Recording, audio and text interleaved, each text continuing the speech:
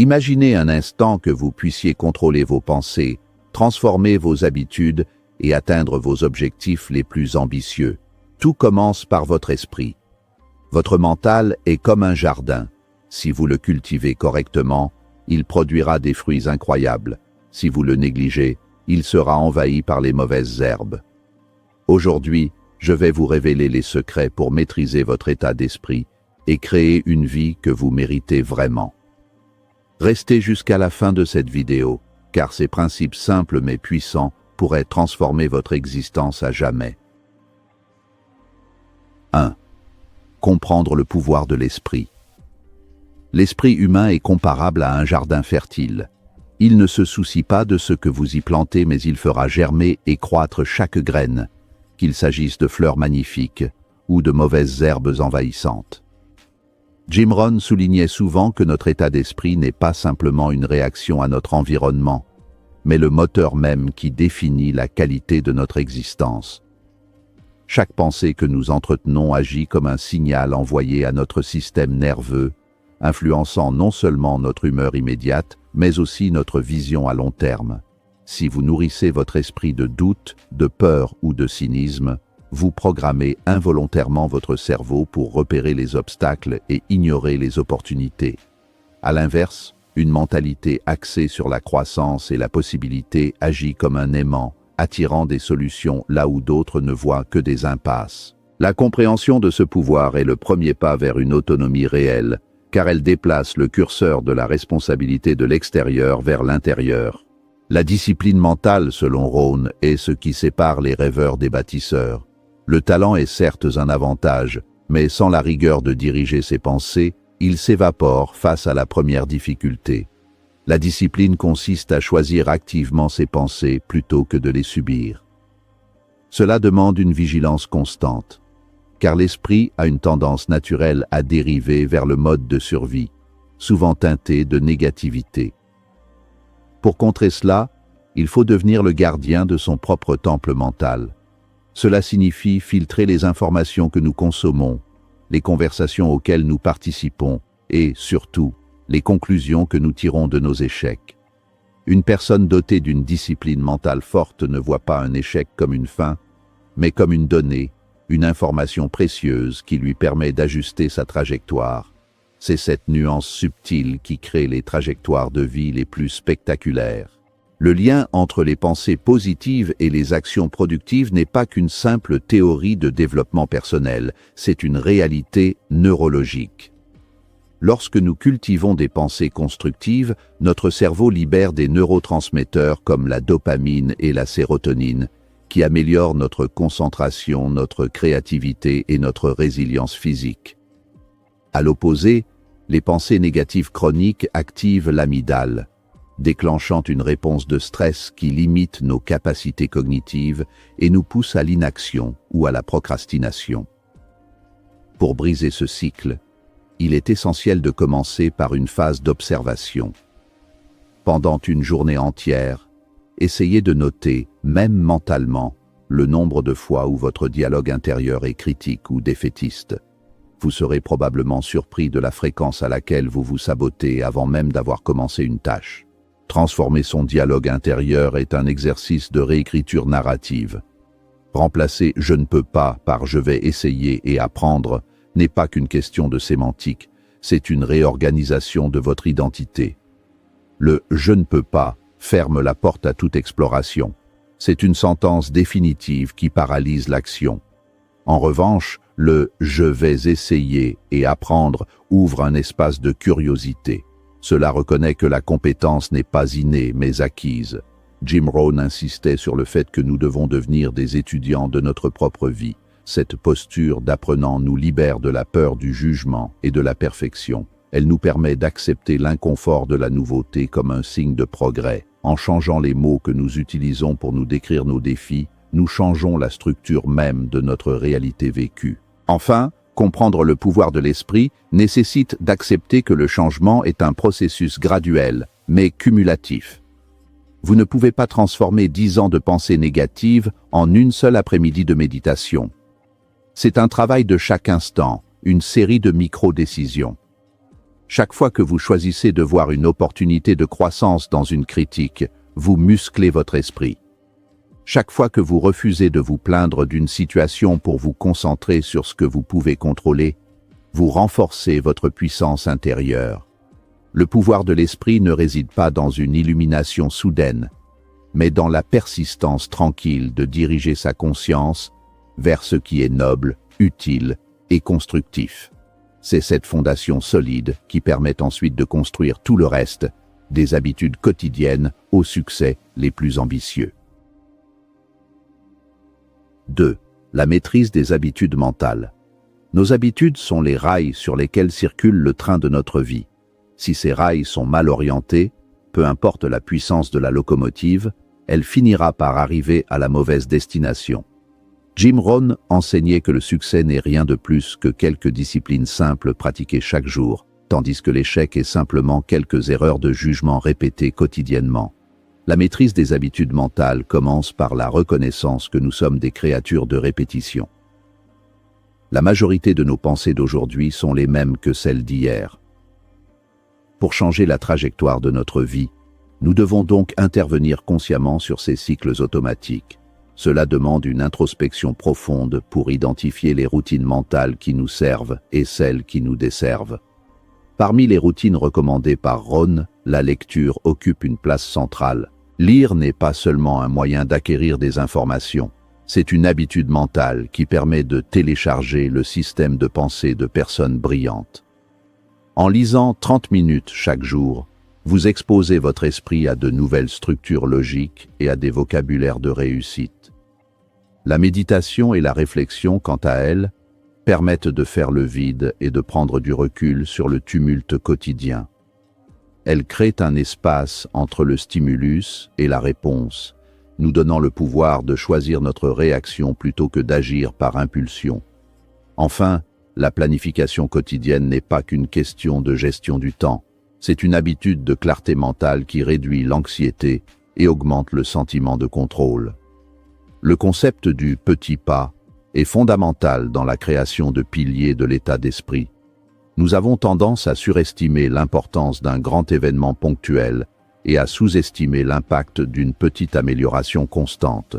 Une action répétée quotidiennement, aussi minime soit-elle, finit par créer un élan irrésistible. C'est l'effet cumulé. Si vous décidez de passer seulement 5 minutes chaque matin à visualiser vos objectifs, cela peut sembler insignifiant le premier jour. Cependant, après un an, vous aurez passé plus de 30 heures à programmer votre cerveau pour la réussite. Cette répétition forge des voies neuronales solides qui transforment l'effort en automatisme. C'est ainsi que la discipline devient une partie intégrante de votre identité. L'identification et le remplacement des habitudes négatives exigent une honnêteté brutale envers soi-même. Nous avons tous des mécanismes de défense mentale, comme le blâme, l'excuse ou la justification, qui agissent comme des poisons pour notre croissance. Identifier ces comportements est la première étape de leur déconstruction. Au lieu de simplement essayer de supprimer une mauvaise habitude, ce qui crée un vide souvent comblé par une autre mauvaise habitude, la clé est de la remplacer par un comportement constructif. Par exemple, si vous avez l'habitude de consulter les réseaux sociaux dès le réveil, ce qui sature votre cerveau de comparaison et de stress, remplacez cela par l'écriture de 3 choses pour lesquelles vous êtes reconnaissant. Vous changez ainsi la chimie de votre cerveau dès le départ de votre journée. Un esprit discipliné est comme un phare dans la tempête. Il attire naturellement les opportunités car il dégage une aura de fiabilité et de clarté. Les gens sont attirés par ceux qui semblent savoir où ils vont et qui maîtrisent leurs réactions. En cultivant des habitudes mentales de rigueur et de focus, vous repoussez naturellement les distractions inutiles. Les sollicitations qui ne s'alignent pas avec vos valeurs ou vos objectifs perdent leur emprise sur vous. Vous apprenez à dire non sans culpabilité, car votre oui envers vos priorités est devenu sacré. Cette maîtrise n'est pas une forme de rigidité, mais une forme de liberté suprême, la liberté de ne pas être l'esclave de ses impulsions momentanées ou des attentes d'autrui. 3. Le pouvoir des lectures et de l'éducation. La phrase célèbre de Jim Rohn, « Vous êtes la moyenne des 5 personnes avec qui vous passez le plus de temps », est souvent citée, mais rarement appliquée dans toute sa profondeur. Cette règle ne s'applique pas seulement à vos amis physiques, mais aussi aux voix que vous laissez entrer dans votre esprit. Dans l'ère numérique, vos 5 personnes peuvent être des auteurs, des mentors virtuels ou des penseurs historiques. L'éducation continue est le carburant qui empêche votre esprit de stagner. Sans apport régulier de nouvelles idées, votre mentalité commence à se scléroser, se limitant à ce qu'elle connaît déjà. Pour rester résilient et adaptable dans un monde qui change rapidement, vous devez faire de l'apprentissage une priorité absolue, au même titre que l'alimentation ou le sommeil. S'entourer de personnes qui nous inspirent et nous challengent est un acte de courage. Il est souvent plus confortable de rester avec ceux qui valident nos excuses et partagent nos plaintes. Cependant, la croissance se trouve dans le frottement avec des esprits plus vastes que le nôtre. Une personne qui a accompli ce que vous aspirez à réaliser ne se contente pas de vous donner des conseils. Elle élargit votre champ des possibles par sa simple existence. Elle défie vos limites auto-imposées et vous force à élever vos standards. Cherchez activement de tels environnements, que ce soit par des clubs de lecture, des séminaires ou des réseaux professionnels, est l'un des investissements les plus rentables que vous puissiez faire pour votre état d'esprit. La lecture de livres de non-fiction, en particulier des biographies et des ouvrages de philosophie ou de psychologie, offre une perspective que le contenu éphémère d'Internet ne peut égaler.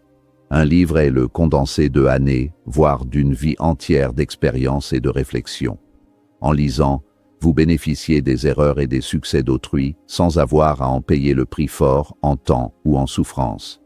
Les podcasts et les livres audio sont d'excellents compléments, transformant le temps de transport ou les tâches ménagères en sessions d'université personnelle.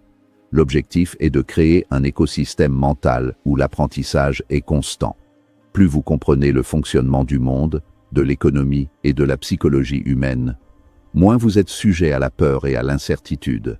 Nourrir son esprit n'est pas un acte passif de consommation d'informations, mais un processus actif d'intégration. Jim Rohn conseillait souvent de tenir un journal pour noter les idées marquantes et réfléchir à leur application concrète. La connaissance sans action n'est qu'un divertissement intellectuel. La véritable éducation se manifeste dans le changement de comportement. Lorsque vous apprenez une nouvelle stratégie de communication ou une méthode de gestion du stress, vous devez l'expérimenter immédiatement. C'est ce passage de la théorie à la pratique qui forge la résilience. Un esprit riche en connaissances et en expérience est beaucoup plus difficile à déstabiliser face aux crises, car il possède une vaste bibliothèque de solutions et de perspectives auxquelles puiser. En fin de compte, l'éducation continue transforme votre état d'esprit en une forteresse de confiance. Cette confiance ne vient pas d'une arrogance aveugle, mais de la certitude que vous avez les ressources intellectuelles pour apprendre ce que vous ne savez pas encore.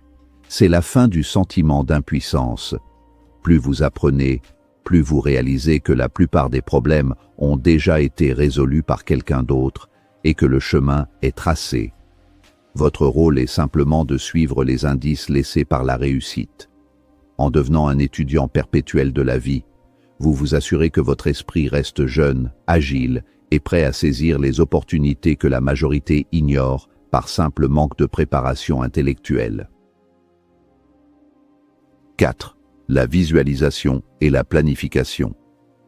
La visualisation est souvent perçue comme un concept abstrait, voire mystique, mais elle repose sur des mécanismes cérébraux concrets. Le cerveau ne fait pas toujours une distinction parfaite entre une expérience réelle et une expérience imaginée avec intensité. Lorsque vous visualisez votre succès en incluant des détails sensoriels, les sons, les sensations, les émotions, vous activez les mêmes réseaux neuronaux que si vous étiez en train de vivre la scène. Jim Rohn insistait sur le fait que l'imagination est l'architecte de la réalité. Avant qu'un bâtiment ne soit construit, il doit exister dans l'esprit de l'architecte. De la même manière, avant que votre vie ne change, vous devez être capable de voir ce changement dans votre œil intérieur. Fixer des objectifs précis et les écrire est l'acte qui transforme un souhait vague en un engagement formel. L'écriture est un processus de cristallisation de la pensée. Elle force la clarté. Un objectif qui n'est pas écrit n'est qu'une fantaisie qui s'évapore au premier obstacle. En couchant vos ambitions sur le papier, vous donnez une instruction claire à votre système d'activation réticulaire, SIR, cette partie du cerveau qui filtre les informations pour ne laisser passer que ce qui est important pour vous.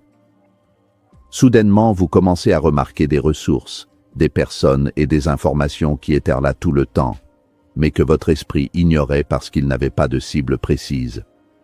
La décomposition des objectifs en étapes claires et atteignables est ce qui rend l'ambition durable. Un grand rêve peut être intimidant et provoquer une paralysie par analyse. En le divisant en micro-victoires, vous utilisez la psychologie de la récompense à votre avantage. Chaque petite étape franchie libère une dose de dopamine, ce qui renforce votre motivation et votre confiance. Au lieu de regarder le sommet de la montagne avec découragement, vous vous concentrez sur le prochain pas.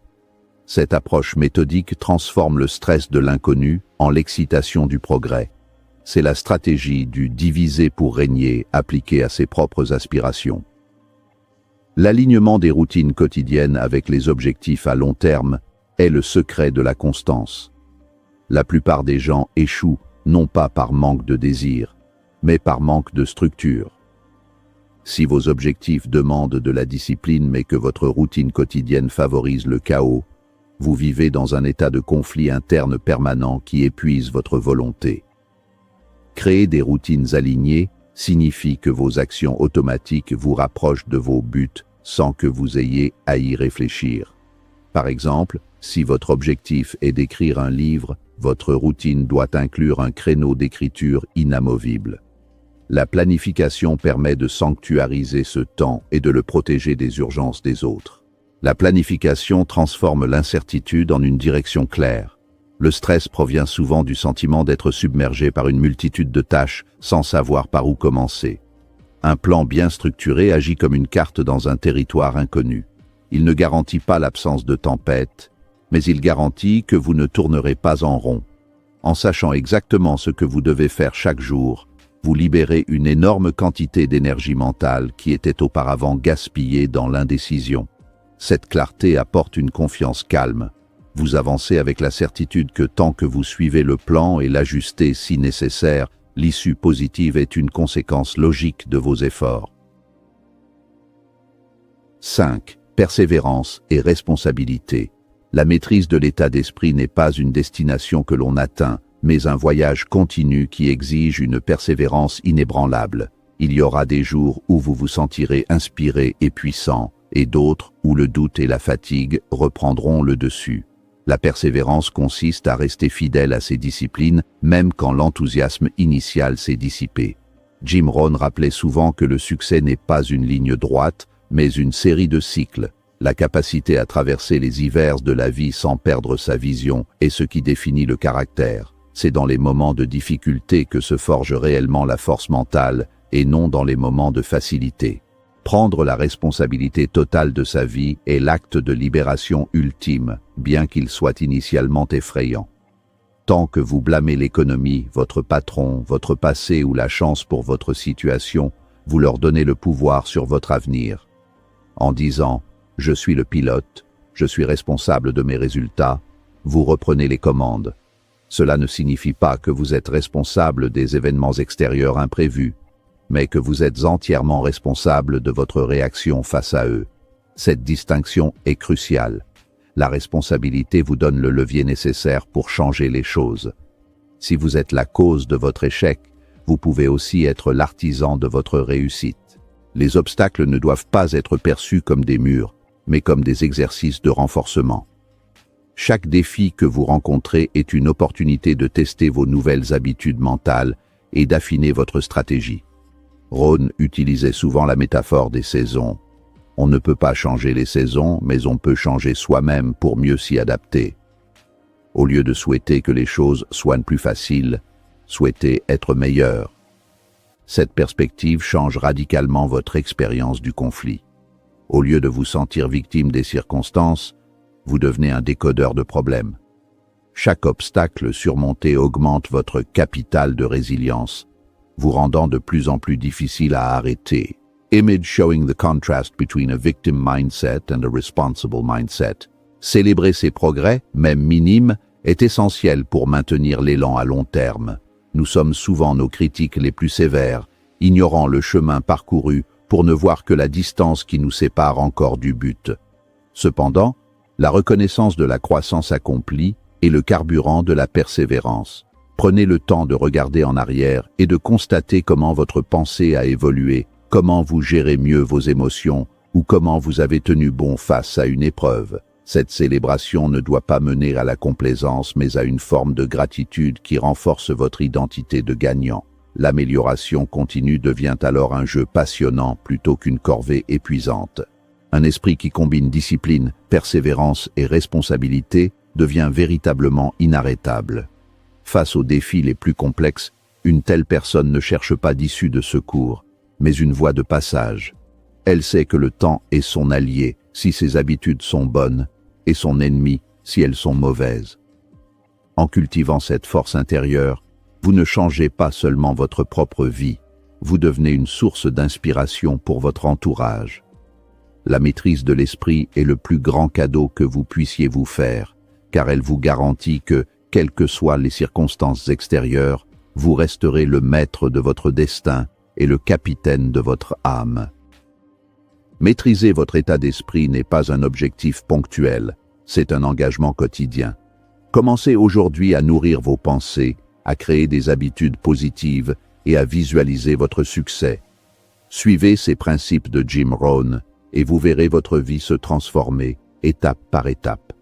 Si cette vidéo vous a inspiré, abonnez-vous pour plus de conseils puissants et partagez-la avec ceux qui veulent prendre le contrôle de leur esprit.